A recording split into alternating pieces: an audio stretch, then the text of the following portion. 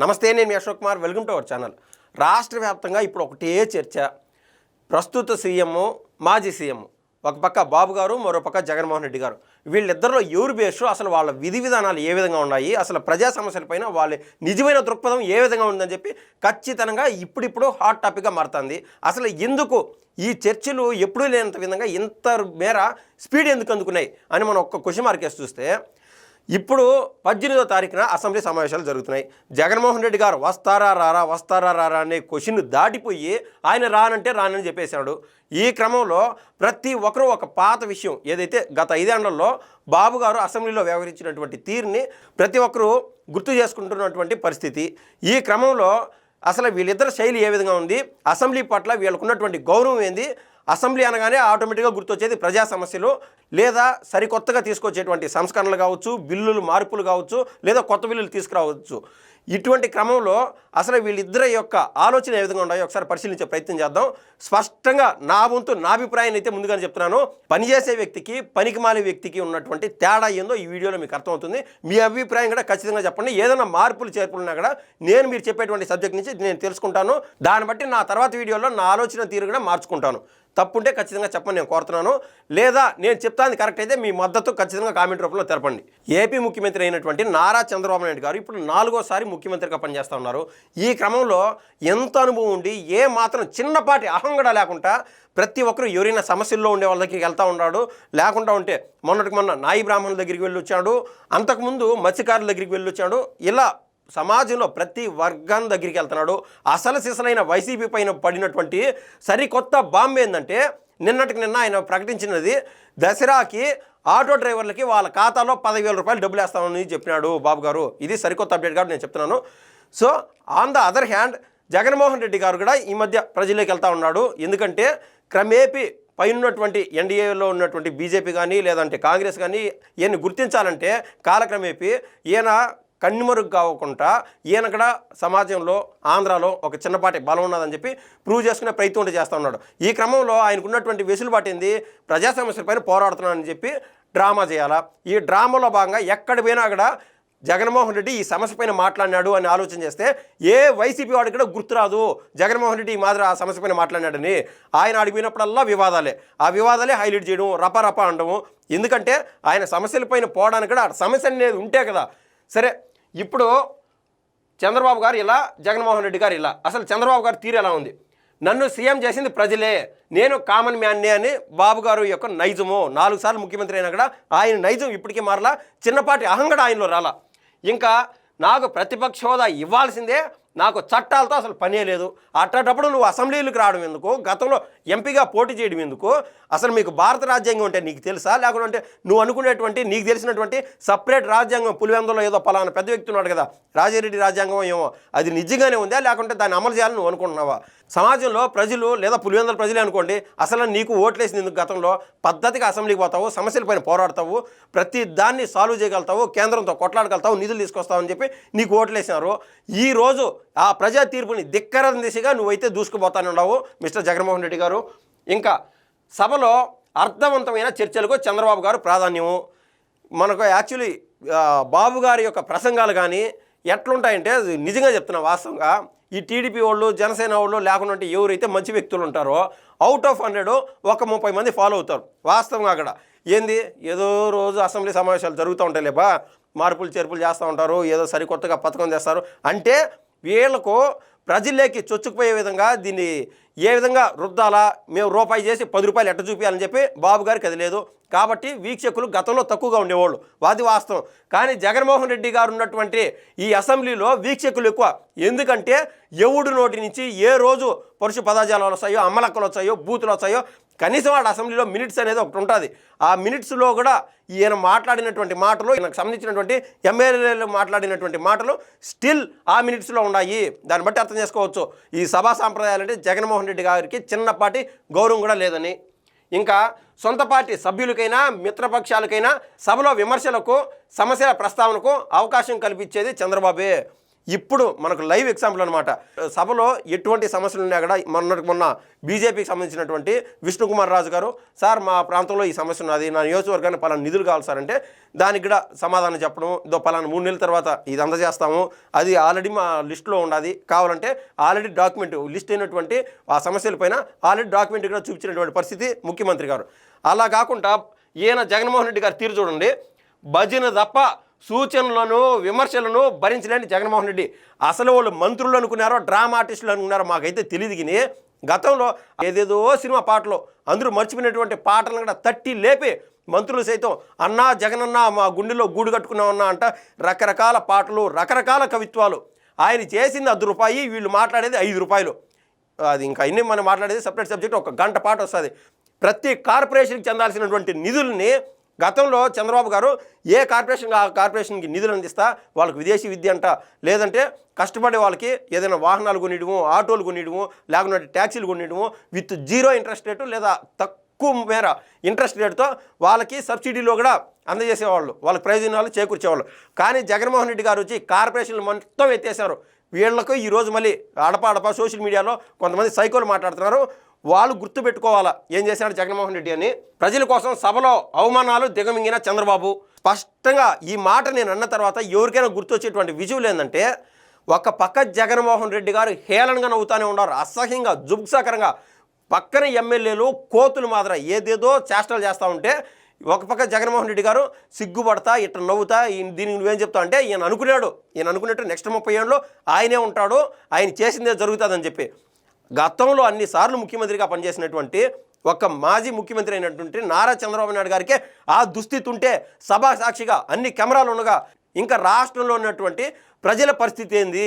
కనీసం సోషల్ మీడియాలో అనేది పక్కన పెడితే ఈవెన్ వాట్సాప్లో కూడా ఒక షేర్ కొట్టినా కూడా వాళ్ళు ఎత్తకపోయి అరెస్ట్ చేసినటువంటి తీరు, ఆ విధంగా జగన్మోహన్ రెడ్డి గారి తీరు ఉండేది. ఓటైన ప్రజల కోసం నన్ను ఎందుకు అసెంబ్లీకి వెళ్ళాలంటూ ప్రజలను అవమానిస్తున్న జగన్, ఇది వాస్తవం. ఇంకా పులివెందుల విషయానికి వస్తే ఆడ స్కూళ్ళకి సంబంధించి ఏదైనా చుట్టూరు ప్రహరీ గోడలు కట్టిందనుకో, చిన్నపాటి సిమెంట్ రోడ్లు కోసం బిల్లులు చేసుకున్నారు. బిల్లులు చేసి మొదలుపెట్టి మధ్యలో ఆపినటువంటి పరిస్థితులు. ఎందుకంటే వాళ్ళకి నిధులు రాలా. సార్ ఇంత మేర 2 కిలోమీటర్ల మేర మేము సిమెంట్ రోడ్లు వేసాము, నాకు 12 లక్షలు 14 లక్షలు బిల్లు అయిపోయినది, దయచేసి మీరు అసెంబ్లీకి పోయినప్పుడు ఆ ప్రూఫ్ లేదో చూపించి చంద్రబాబు నాయుడు గారిని నిలదీయండి సార్. అప్పుడైనా ప్రభుత్వమే ఇప్పుడైనా ప్రభుత్వమే కదా, దీనికి బిల్లు లేదన్నా చెల్లించే మార్గం చూడండి సార్ అని సభకు పోయి అడుగన్నా జగనన్నా మా ఎమ్మెల్యే కదా అని చెప్పి పులివెందుల్లో ఉన్నటువంటి కాంట్రాక్టులు వాపోతున్నారు. జగన్మోహన్ రెడ్డి గారు మొన్న వరకు కూడా పులివెందుల్లో ఎందుకు స్వేచ్ఛగా తిరగలేకపోయినా అంటే ఇటువంటి కాంట్రాక్టర్లు బెడద ఎక్కువైపోయింది జగన్మోహన్ రెడ్డి గారికి. సో ఈ సమస్యలైనా సరే ఇప్పుడు ప్రభుత్వంలో ఉన్నారు, ఏమన్నా బాబు గారినో లేకుంటే సంబంధిత మంత్రినో ప్రశ్నిస్తే వాళ్ళంటూ ఒక సొల్యూషన్ చూపించే అవకాశం ఉంటుంది. దానికి జగన్మోహన్ రెడ్డి గారు సిద్ధంగా లేరు. ఎందుకంటే ఒకటి సహజంగా సామెత ఉంటుంది, సిద్ధాంతం లేని ఆచరణ గుడ్డిది, ఆచరణ లేని సిద్ధాంతం గొడ్డిది అని. అసలు వీళ్ళు ఆ సిద్ధాంతం ఏదైతే వీళ్ళు సిమెంట్ రోడ్లనో లేకుంటే ప్రహరీ గోడలనో లేకుంటే పలానా కాంట్రాక్టర్నో బేసిక్ ఫౌండేషన్ వాళ్ళ లాజిక్ ఏంది, దాంట్లో డబ్బులు కొట్టేద్దామని. దాన్ని ఆటోమేటిక్గా ఇప్పుడు ప్రభుత్వంలో ఉన్నటువంటి వ్యక్తులు ఆ ఎమ్మెల్యేలు అడిగేటువంటి పరిస్థితి. అప్పుడు జగన్మోహన్ రెడ్డి గారు తల ఎక్కడ పెట్టుకుంటారని నేనైతే ఖచ్చితంగా అడుగుతున్నాను.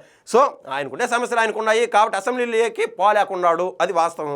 ఇంకా ప్రతిపక్షంలో ఉన్నప్పుడు అసెంబ్లీలో సమస్యల ప్రస్తావన కోసం పట్టుబట్టిన చంద్రబాబు అక్షరాల కేవలం 23 మంది ఎమ్మెల్యేలు ఉంటే ఒక పక్క జగన్మోహన్ రెడ్డి గారు మాట్లాడుతున్నటువంటి మాటలు ఏంటంటే, మా 151 మంది ఎమ్మెల్యేలు మీ పైన పడితే ఏమవుతుంది అని చెప్పి ఆయన వికటాటహాసం చేసేవాడు గతంలో. అంటే అది ఏమన్నా కుంఫు పోటీలా, కుస్తీ పోటీలా, ఓరి నాయన అసెంబ్లీకి పోయిన వాళ్ళు తిరిగి వచ్చారా రారా అనే రేంజ్లో ఉన్నాయి. ఆడెట్టో కెమెరాలు ఉన్నాయి కాబట్టి పైన కేంద్రంలో కూడా కొన్ని ప్రభుత్వాలు, కొన్ని చట్టాలు, కొన్ని న్యాయాలు, కొన్ని స్వతంత్ర సంస్థలు ఉన్నారు కాబట్టి ఆల్రెడీ అంటే ఒక కేసులో కన్నా జైలు పోతే ఇంక జగన్మోహన్ రెడ్డి గారు తిరిగి రారు అనే స్పష్టత ఉంది కాబట్టి అసెంబ్లీ సాక్షిగా నిజంగా దాడులకి ఇంకా రక్తం వచ్చేట్టుగా దాడులకు దిగల, అదొక్కటే తేడా. ప్రజలకు అందే సంక్షేమాన్ని అభివృద్ధిని అడుగడుగున అడ్డుకుంటామని బరి తెగించి చెప్పేస్తున్న జగన్. ఇంకా నిన్న మొన్న పెట్టినటువంటి ఆయన ప్రెస్ మీట్లో కూడా మనం చూడొచ్చు. ఒక పక్క బాబు గారు ప్రతిసారి కేంద్రం నుంచి నిధులు లేకుండా ఉంటే ఇతర దేశాల నుంచి ఎవరైనా సరే మొన్న P4 కార్యక్రమం అంటూ తీసుకొచ్చారు. దీనివల్ల వాళ్ళైనా సరే ఎంత మేర మనం ప్రజలకి లబ్ధి చేకూర్చగలుగుతాము అని చెప్పి ఆయన సరికొత్తగా ఒక విధానం తీసుకొచ్చారు, P3 కార్యక్రమం అని చెప్పి. అందులో భాగంగా ప్రైవేటు వ్యక్తులు ఈ కళాశాలలో ఈ కట్టేదానికి అంటే వాళ్ళకి ఏదన్నా ఇండిపెండెంట్గా వాళ్ళకి నచ్చినంత తోచినంత ఇవ్వచ్చు, లేకుండా వాళ్ళ ట్రస్టుల ద్వారా డబ్బులు సమకూర్చి ప్రభుత్వానికి చేయూతగా చేదోడుగా ఉండొచ్చు. అది ఆయన తీసుకున్నటువంటి కార్యక్రమం అయితే ఇదంతా ప్రైవేట్ వాళ్ళకి అమ్మేస్తున్నాడు. ఇలా ప్రతి దాంట్లో అడ్డుపుల్లలు వేయడం. అదిగాక ఇట్లాంటివన్నీ చెప్పుకుంటా అంటే అండి వాస్తవంగా ఒక గంట పడతా సబ్జెక్టు. ఆయన ఈ మధ్య అమరావతి డెవలప్మెంట్ కోసము బాబు గారు, అదేవిధంగా నారా లోకేష్ గారు, మరోపక్క పవన్ కళ్యాణ్ గారు వీళ్ళు పరితపిస్తూ ఉంటే నిమిషం తీరలేదు. వాస్తవంగా ఒక వారం నుంచి పేపర్లు తిరిగేసి చూస్తే అర్థం ఉంటుంది. ఒకరేమో ఒక చోట ఉంటారు నారా లోకేష్ గారు, తిరిగి చూసే లోపు ఢిల్లీ అంట, ఈ లోపు చెన్నై అంట. నిమిషం ఏమన్నా తీరిక ఉండదా నేను అడుగుతున్నా. ఇవాళకి నారా లోకేష్ గారు పనితీరు ఈరోజు పరిశీలించి చూస్తే నేపాల్లో తెలుగు వ్యక్తులు ఆడ చిక్కుకొని ఉంటే ఎలాగైనా వాళ్ళు ఇక్కడ తీసుకురావాలని చెప్పి ఆడ ఎంఎస్సీ వాళ్ళతో కాంటాక్ట్ చేయడము, రకరకాల అధికారులతో కాంటాక్ట్ అవ్వడం, పనితీరులో ఆయన పనిలో పడి నిమగ్నమై ఉన్నాడు. ఇలా జగన్మోహన్ రెడ్డి గారి పైన ఆలోచన చేసే మినిమం 1 మినిట్ కూడా నారా లోకేష్ గారికి టైం లేదు వాస్తవంగా అక్కడ. So at the same time అభివృద్ధి దిశగా వీళ్ళు ఆంధ్ర రాష్ట్రాన్ని తీసుకెళ్తా ఉంటే విపరీతమైన మెయిల్స్, ఆకాశరామన ఉత్తరాలు ఇవన్నీ చేసి ఈ యొక్క అభివృద్ధిని కుంటుపడే విధంగా జగన్మోహన్ రెడ్డి అండ్ బ్యాచ్ చేస్తున్నటువంటి మెయిల్స్ మనం చూస్తూనే ఉన్నాము. ప్రతి ఒక్కరూ ఇట్లాంటి వాళ్ళని వార్డు మెంబర్ నుంచి సర్పంచ్ కాదు, ఎంపీటీసీ కాదు, జెడ్పీటీసీ కాదు, ఏ లెవెల్లో అయినా సరే మనకు డైరెక్ట్గా జగన్మోహన్ రెడ్డి గారిని ఓడిపించే అవకాశం లేకపోవచ్చు ఓటు ధిక్కరించి. ఆయన పార్టీ వ్యక్తులు ఎవరైనా సరే ఈరోజు వానపాముగా కనిపించవచ్చు, రేపు నాగుపామై పడగలెత్తి బుసలు కొట్టి కాటేసే పరిస్థితి కూడా వస్తుంది. పంటల బీమా కోసం పోడియం వద్ద బైఠాయించి నాటి ప్రభుత్వాన్ని గడగడలాడించి బీమా ఇప్పించిన చంద్రబాబు. ఇదే లాజిక్ జగన్మోహన్ రెడ్డి గారికి కూడా వర్తిస్తుందా లేదని నేను స్ట్రైట్గా అడుగుతున్నాను. ఆయన కూడా అసెంబ్లీకి వెళ్ళి ఆయన తెలిసినటువంటి ఒక యాస ఉంటుంది కదా భాష, ఏమన్నాడంటే ఆ ఉల్లిపాయను పట్టుకొని పొటాటో పాయ అన్నాడు గతంలో. సో ఇలా తడబడకుండా, సరే తడబడితే తడబడినాడు కానీ ఆయన ఇంటెన్షన్ లేకుండా ఆయన నిజాయితీగా కరెక్ట్గానే ఉంటే అక్కడికి పోయి ఈ మాదిరి ఉల్లి రైతులు ఇబ్బంది పడుతున్నారు, ఏంది మీ కథ ఏంది అని అడగచ్చు కదా. ఆడికి పోవాలంటే భయం, వణుకు, వెన్నులో వణుకు పడుతుంది జగన్మోహన్ రెడ్డి గారికి. దానికి ఎందుకంటే ఆయన కేసులు ఇవన్నీ ఉన్నాయి కదా. కేసులు అనేది పక్కన పెట్టండి, అక్కడికి వచ్చి ప్రజా సమస్యలపైన పోరాడితే కనీసం ప్రజల్లో జగన్మోహన్ రెడ్డి గారు మా కోసం పోరాడుతున్నాడనే చిన్నపాటి 10% అయినా సరే అనిపించుకోవాలని చెప్పి జగన్మోహన్ రెడ్డి గారికి కుంచెత్తగడం లేదు వాస్తవంగా అక్కడ. అదైతే మనకైతే స్పష్టంగా కనిపిస్తుంది. ఇదంతా ఎందుకు వస్తుందంటే అహం, ఈగో, దీనివల్ల వస్తుంది. గతంలో 151 మంది ఎమ్మెల్యేలు ఉన్నారు. ఈరోజు నేను అధ్యక్షుడు ఆడెవరో పైన స్పీకర్ కూర్చుంటే నేను కింద కూర్చొని అది విపక్ష పార్టీలు ఈరోజు నాకు అధికారం లేదు కదా అని చెప్పి ఆడు కూర్చోవడం నేను భరించలేనని చెప్పి జగన్మోహన్ రెడ్డి గారికి మెంటల్ ఎక్కిపోతుంది. అప్పటికి నారా చంద్రబాబు నాయుడు గారు 3 సార్లు ముఖ్యమంత్రి అయినారు. ఏమన్నా నాముషి పన్నాడా, ఏమన్నా అవమానం అనుకున్నాడా? జగన్మోహన్ రెడ్డి గారు తీరు ముందే తెలుసు, ఆయన పెద్ద సైకో అని చెప్పి. అయినను అసెంబ్లీకి వెళ్ళి అంత చిన్నపిల్లాడు బాబు గారితో పోలిస్తే అక్కడ కూర్చొని వాళ్ళు చెప్పేటువంటి మాటలు అవన్నీ వింటా అక్కడ ఏదైనా సబ్జెక్ట్ పైన మాట్లాడేది ఇదంతా ఆ తీరులో వెళ్తూ ఉంటే అప్పటికి సెల్ఫ్ అసాసినేషను, అదేవిధంగా వాళ్ళ సతీమణిని అసెంబ్లీలో మాట్లాడటము, లేకుంటే వాళ్ళ కొడుకు పైన మాట్లాడటము, ఆ 1% అని మాట్లాడటం, ఇవన్నీ తట్టుకొని భరించి నిలబడినటువంటి మహోన్నత వ్యక్తి నారా చంద్రబాబు నాయుడు గారు. అవమానపడి కౌర సభకు తాను రాకున్నా తన ఎమ్మెల్యేలను అసెంబ్లీకి పంపించిన చంద్రబాబు. ఇదైతే వాస్తవం. సరే బాబు గారు ఆ రోజు రాష్ట్రంలో ఏ వైసీపీ ఓడిని 100లో 70% సార్ బాబు గారు చెప్పింది కరెక్టే అని చెప్తారు వైసీపీ వాళ్ళు సైతం. అది చంద్రబాబు గారి నైజము, ఎందుకంటే ఆయనలో ఒక నిజాయితీ ఉంది. ఆ రోజు ఆ విధంగా బాబు గారి పైన ప్రేమ లేకపోవచ్చు కానీ వైసీపీ వాళ్ళకి, కానీ వైసీపీ వాళ్ళు చేసినటువంటి ఏదైతే ఆ రోజు జరిగిందో వాళ్ళ సతీమణి పేరు తీసుకురావడము అది తప్పు అని చెప్పి వైసీపీలో 70% మంది చెప్తున్నారు ఈ రోజుకి. సో అక్షరాల బాబు గారు బయటికి పోవడం తప్పులేదు, మళ్ళీ తర్వాత అసెంబ్లీకి రావడంలో ఎటువంటి తప్పులేదని చెప్తున్నారు. కానీ at the same time Jaganmohan Reddy గారు తీరు చూడండి, నేను సభకు వెళ్ళినప్పుడు మీరు ఎలా వెళ్తారంటూ జగన్ గదింపు. ఇప్పుడు జగన్మోహన్ రెడ్డి గారికి ఇంత అహం ఉండదని చెప్తున్నాను కదా, ఏనేమో నేను బాగుండా మీరు ఎట్టపోతారో అని చెప్తున్నాను. అంటే తోడు దొంగలాలు ఆనుకొని చలికి మంటేసుకుందాం అన్నట్టు.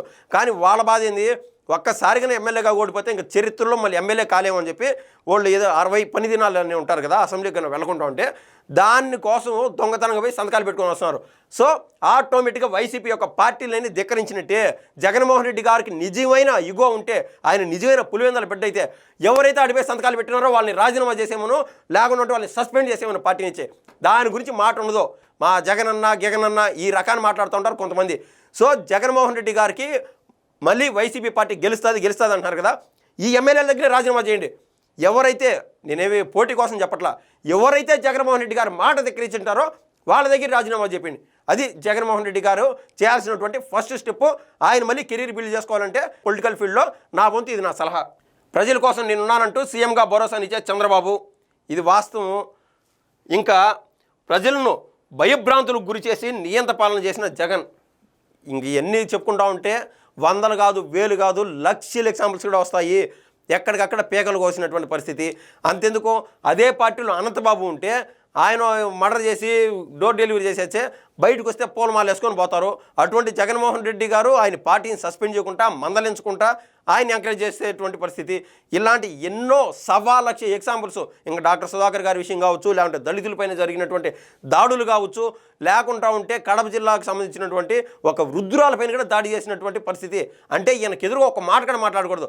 అంతెందుకు ఈ సారాయిలో రంగు పుళ్ళు కలిపి కల్తీ మద్యం అమ్ముతున్నారా అని చెప్పి హార్డ్ కోర్ వైసీపీ అభిమాని మాట్లాడినా కూడా 1-2 రోజులు ఆయన చచ్చిపోయినాడు, ఆయన యాడిపోయినాడు కూడా తెలీదు, శవానే కనపడకుండా చేశారు.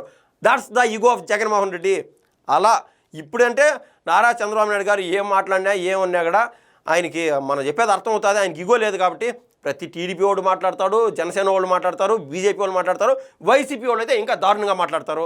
కాబట్టి సంయమనం వహించాలా. బాబు గారి పనితీరులో మన వంతు మనం ఏం చేయగలగాలో, లేకుండా అంటే మనం ప్రభుత్వానికి మన మేర ఏమి ఇవ్వకున్నా కూడా ప్రభుత్వాన్ని ఇప్పుడల్లా నిందించకూడదని నేనైతే కోరుతున్నాను. పద్ధతి తప్పితే పదవులు పోతాయంటూ చంద్రబాబు హెచ్చరిక. అదే ఇందాక మనం చెప్పినట్టు పద్ధతి తప్పితే పదవులు వస్తాయంటే జగన్ ఆదేశాలు. ఆ మధ్య మనం జోగి రమేష్ గారి విషయం చూసాం. ఆడ పవన్ కళ్యాణ్ గారు కూర్చుంటే పీకే అంటే పిచ్చి కుక్క అని చెప్పడము, అలా కాకుండా నారా లోకేష్ గారి గురించి మాట్లాడటము, చంద్రబాబు గారిని అంతహీనంగా మాట్లాడటం, ఇలా ఎవరైతే దాడులకు పాల్పడతారో ఇమ్మీడియట్ మినిస్ట్రీ. అది జగన్మోహన్ రెడ్డి గారి పనితీరు. ఇవన్నీ గుర్తుపెట్టుకోవాలని చెప్పి నేను చెప్పినటువంటి మాటలు ఏదైనా తప్పు ఉంటే తప్పు దొరికినా దయచేసి కామెంట్ రూపంలో తెలియజేయాలని నేనైతే కోరుతున్నాను. ధన్యవాదాలు.